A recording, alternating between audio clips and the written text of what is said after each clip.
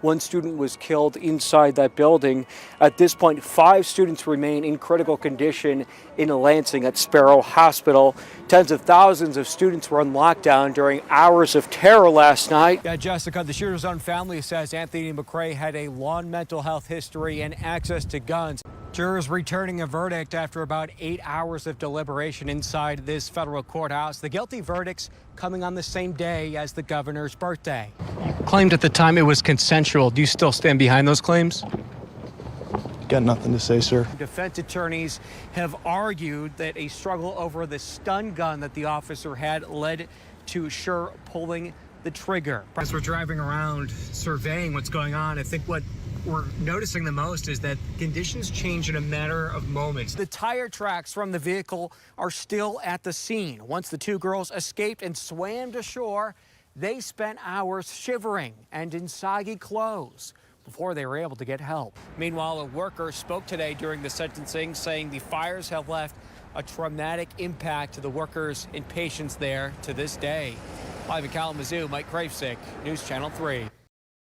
Jessica and Andy, and it's unclear if the shooter had even more plans for mayhem. Police revealing today they found 8 loaded magazine clips and 50 rounds of additional ammo in the shooter's backpack. They say the 2 firearms he used in the shooting were unregistered, a felony under Michigan law. McCray faced the same charge following a 2019 arrest. Video we're about to show you from that encounter sheds light on McCray's previous interactions with police and may give a reason why prosecutors may have ultimately agreed to a plea deal. After a college campus killing spree, police say the shooter, 43-year-old Anthony McCray, said nothing as police tracked him down nearly 4 miles from the MSU campus. They exited their vehicle, ordered him to show his hands. However, he produced a weapon and then killed himself.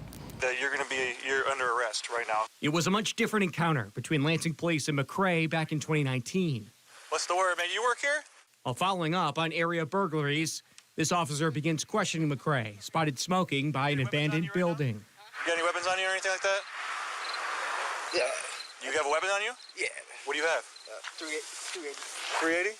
McCray admits he was carrying a loaded .380 Ruger handgun, pictured here in a police storage locker. You know you don't got a permit for it? No, but I'm working on it. I was working on getting my, Did you know that you needed a permit to carry that 380? Yeah, man, yeah, but it's late. I'm going to the store. Ray was charged with a felony concealed weapons charge. His attorney claimed officers had no cause to detain him, arguing the search was unconstitutional. We're going to seize this weapon, and he's going to be bipped on CCW down in jail.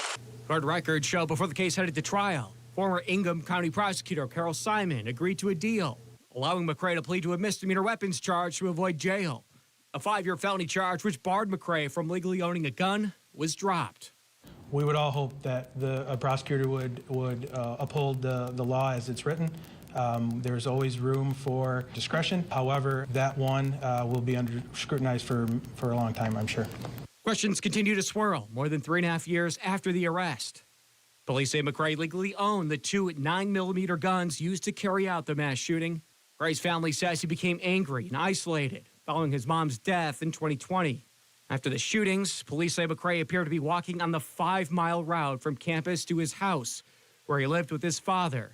It appeared to us that he was heading home when someone just spotted him from the picture we put out on him. McCray's senseless acts compromising the feeling of safety for tens of thousands of Michigan State students. McCray says safety was the reason he told police he carried a gun back in 2019. Why were you carrying it? Protection. Protection? Protection, man. Okay. Lansing police say they still have the weapon they confiscated from that 2019 arrest. Police say at some point after McCray finished his probation in 2021, he acquired the weapons used in the mass shooting. Live in the studio, Mike Krafcik, News Channel 3. She was so perfect. After the death of 20-month-old Olivia Stripling in August 2021, babysitter Melissa Bradley says the warning signs were in plain sight. Every time I'd see her again, she always looked way worse. She took these photos showing bumps, bruises, and bite marks on Olivia Stripling, the little girl she babysat for several months in 2021. According to this Portage Public Safety police report in May 2021, Bradley went to police and notified Child Protective Services about suspected physical and sexual abuse. CPS obviously didn't do their job. It's just messed up. The night of August 7th, 2021, police say Olivia's mother, Cody Lyon, kicked her infant daughter when she climbed into her bed. Police say Olivia then hit her head on a coffee table. Bradley called 911 after Olivia had a seizure on her bedroom floor. 30 minutes after Bradley picked her up from Cody Lyon's apartment. I didn't really know that she was even having like a seizure, and I thought she was just laying down. Medical examiners say she died the following day from the head injury. I lost someone that I considered like my daughter. Kalamazoo County prosecutors charged 31-year-old Cody Lyon with second-degree murder and child abuse last fall. The defendant, albeit over a year later, eventually admitted to the police that she was frustrated. She had been on a drug bender for several days. She was frustrated the kids wouldn't let her sleep. Judge Richard Santoni. This child wasn't killed in one day. Ordered Lyon to stand trial last month. This child was treated savagely and brutally based on the injuries that I see. Based on Olivia's injuries, a state police detective testified he suspected sexual abuse. Was it your understanding that there was, in addition to the fatal injuries to Olivia, was your understanding that there was also potential sexual abuse to Olivia? Detectives closed the case after CPS found, quote, no signs of abuse or neglect in their investigation, including no signs of trauma found during an emergency room visit. Months earlier, Portage PD reached out to CPS about, quote, very poor living conditions at Lyon's apartment. I still don't understand how they went into that house and allowed them to keep those kids. It was sickening. State police records show Cody Lyon previously had 3 children removed from her care. This memo from CPS to police confirms investigators sustained abuse and neglect allegations from a 2017 arrest. Police said Lyon had meth and other drugs in the same home with her 3 kids. We wanted to ask the Michigan Department of Health and Human Services, which oversees CPS, about why it took apparent action to remove Lyons' children in 2017, but not 4 years later when additional allegations surfaced. An agency spokesperson declining our request, saying that by law, the department can't release any records due to confidentiality. He says the decades-old state law was designed to protect victims from having additional trauma if details of their cases were made public. This has been an ongoing problem. Republican State Senator Jim Runstad wants to revamp laws preventing the state health department from releasing CPS records. Runstad says more transparency into CPS is needed after the death of 5-year-old Ethan Belcher. Police say he was tortured and beaten by his mother and stepfather. The Detroit area couple is now charged with murder. It sounds to me, from everything I've heard, is a complete failure from CPS's side. Was it the caseworkers? Was it the supervisors? Was it the whole system? Ultimately, the system failed these babies. Ethan's aunts, Ashley Belcher and Candace Rush, say they pleaded with CPS investigators for years to take action.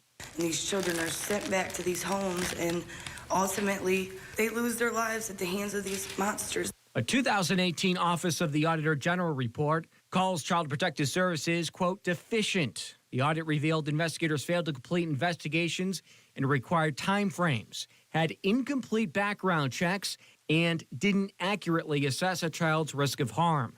According to a random audit of cases in that report, CPS investigators failed to submit petitions to courts to remove children 10% of the time in cases where the level of abuse required investigators to file removal petitions with courts. MDHHS says it agreed with the OAG's findings.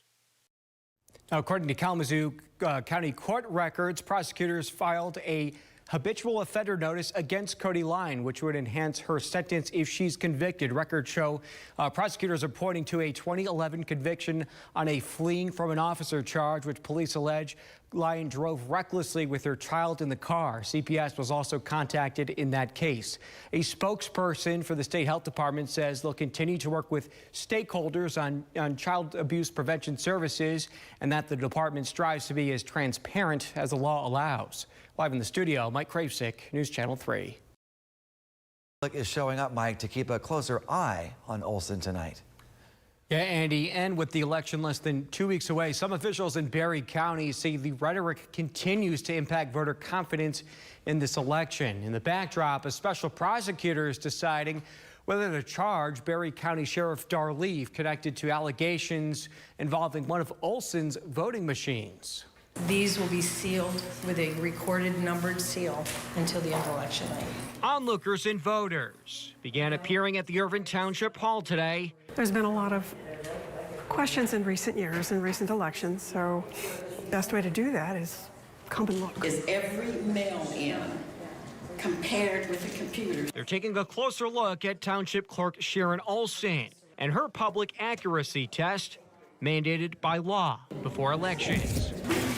She says her Dominion voting tabulator scored perfectly today. I've never had anything other than 100% on this accuracy test. Despite that, the township clerk has touted unproven claims about Dominion machines, including at last night's Berry County Board meeting. But it's not impossible to find for anybody who actually wants to look. Olson's lawsuit has called for the decertification of Michigan's 2020 election results, with unproven allegations tied to voting machine irregularities. The Berry County voters, the Irving Township voters, should they have any concerns about how the election will be run, the accuracy? I think the message is that anywhere these machines are used, we have a concern, and there's a reason for that. A special prosecutor is now deciding whether to bring charges against Berry County Sheriff Darleaf, AG candidate Matt DePerno, and 7 other backers of President Trump, who are all accused of conspiring to illegally access voting equipment. Despite a year-and-a-half-long investigation, Sheriff Leaf says he has no plans to slow down. So we've had whistleblowers come up who were actually working in Venezuela. One of the things they did in Venezuela, excuse me. State police say one of the 5 tabulators seized came from Irving Township in early 2021. Do you regret handing that over to his investigators? I'm not going to comment on the investigation. Berry County prosecutor Julie Knackford Pratt says enough is enough. Republican prosecutor says she's denied 3 warrants for charges filed by Darleaf due to lack of evidence. There is no evidence of wide voter fraud in this county. There just isn't that I can see. And it's been a year and a half. If there is, prove it. Olson is not facing charges, but the Michigan Secretary of State's office now requires her and other Michigan clerks to report each month if their voting machines are safeguarded. An agency spokesperson says Olson is complying right now, but if she doesn't, she could be stripped of her power to run local elections. Live in the studio, Mike Krafcik, News Channel 3. Yeah, Jessica, and the judge here today said the sentence he imposed reflects the seriousness of this case. Prosecutors say what's been more puzzling all along is that this suspect had no criminal history and he comes from a good family and has 2 children, yet he still decided to plan and carry out this crime. Federal prosecutors say today's outcome sends a strong signal for the rule of law. Today was an important moment, a moment of accountability for what was really a senseless act of violence. Joshua Brereton sentenced to a statutory 5-year minimum prison sentence today. The 25-year-old pleaded guilty to arson. He was wearing camo, a backpack, and carrying lighter fluid when he broke into the Planned Parenthood grounds last July before starting multiple fires. Brereton today saying he did it to protect someone, adding he didn't go about it the right way. He says, quote, "I love God, family, and my country, and didn't mean to cause a headache." Federal prosecutors say his actions put lives in danger, including the more than 24 patients and workers inside the facility at the time. Is this something you ever thought he would do? No, God, no. No, he helped everyone. He was kind and good. Anybody needs something, Joshua was there for him. Brereton, a father of 2 young children and devout Catholic, was greeted today by family and his fellow church members. Are you excited overall today, or? Yeah, and God's got this. I feel sorry for his children. Prosecutors say he encouraged others to commit similar acts by advancing his views on abortion through his YouTube page. Step out of your comfort zone, lend a hand, change society from the inside out. Ultimately, he acted alone. The FBI says it's investigating an increase of attacks of abortion and reproductive health clinics, including a recent spat in Illinois. The FBI says those threats have increased since the Supreme Court decision to overturn Roe v. Wade leaked in June. Brereton carried out his crime weeks later. Are you afraid of copycats? You know, I think we've seen an increasing number of cases in what we would call political violence, where people are resorting to violence to try to handle the disputes they have. In America, that's not how we do it. Brereton will serve 2 years probation after he's released from prison. He'll also be forced to pay restitution, including more than $30,000 of damage he caused at Planned Parenthood. Meanwhile, a worker spoke today during the sentencing, saying the fires have left a traumatic impact to the workers and patients there to this day. Live in Kalamazoo, Mike Krafcik, News Channel.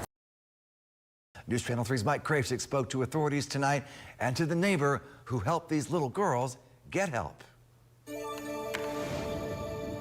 Ottawa County deputies are still trying to figure out how the Nissan Rogue ended up in near freezing waters here in Lake Macatawa. You could still see the tire tracks from the vehicle are still at the scene. Once the two girls escaped and swam to shore, they spent hours shivering and in soggy clothes before they were able to get help. I think that they were just really in shock. The 8 and 10-year-old sisters in shock and soaking wet when they arrived on Kevin McLeod's doorstep after he woke up Sunday morning. I came out and I opened my porch door, and there's this shivering little girl, super red face, with just one shoe on and a barefoot.